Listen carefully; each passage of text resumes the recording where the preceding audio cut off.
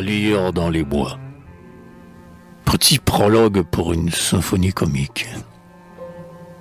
Le musicien, fils des dieux, est maître absolu de notre âme, et dans le finir adieu, il l'emporte en son vol de flamme.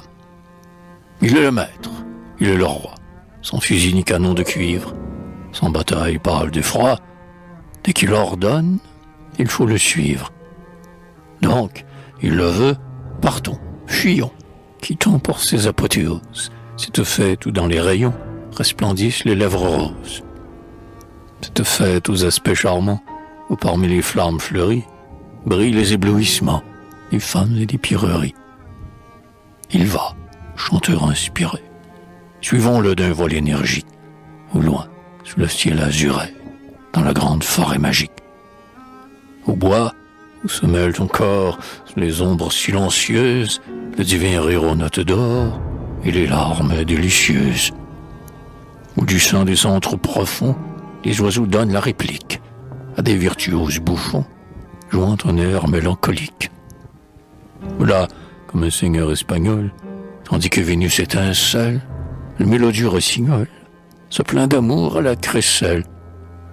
Puis, dans un triste adagio, la trompette gémit et pleure sur notre époque d'agio, que jamais un rêve n'effleure. Caille, coucou, dans le verger, tous ses vertus bat des ailes, et celle qui d'un pied léger bondit sur les herbes nouvelles, la danse, folle du tambour, brisant le lien qui la sangle, bondit, haletante d'amour, et s'envole avec le triangle.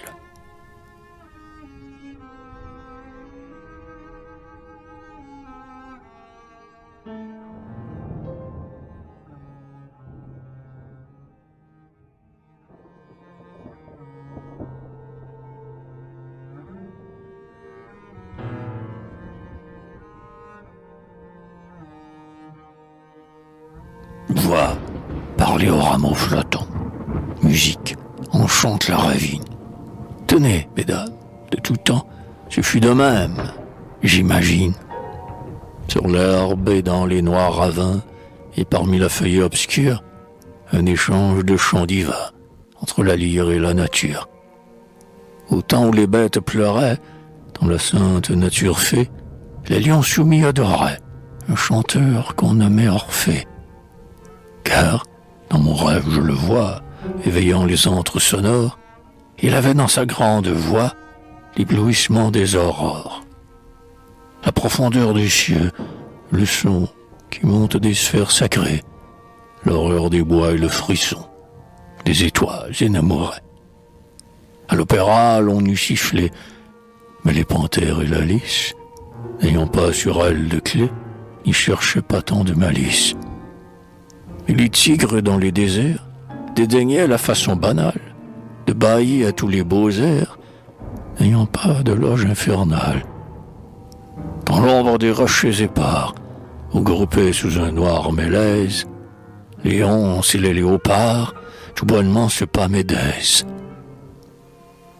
En ces temps naïfs, aucun d'eux n'avait peur de paraître bête. De leur bon mufle hideux, ils léchaient les pieds du poète.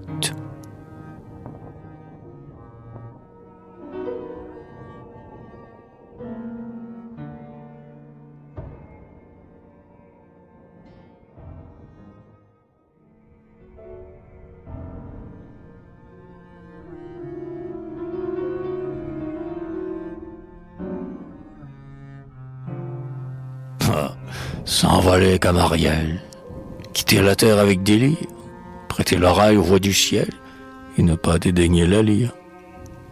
Pauvres gens, qui nous enivrons d'entendre une horrible victoire, mugir avec les noirs clairons, ce serait notre seule gloire. Dans ce cas-là, si nous voulions, nous aurions peut-être, je pense, autant d'esprit que les lions. Ce serait notre récompense. Rappelez-vous ce mot vanté de Shakespeare qui divinise le doux clair de lune enchanté, c'est dans Le Marchand de Venise. Lorenzo, qui sur tous les tons peignait son amour jeune et folle, dit à sa maîtresse: « Écoutons, la musique.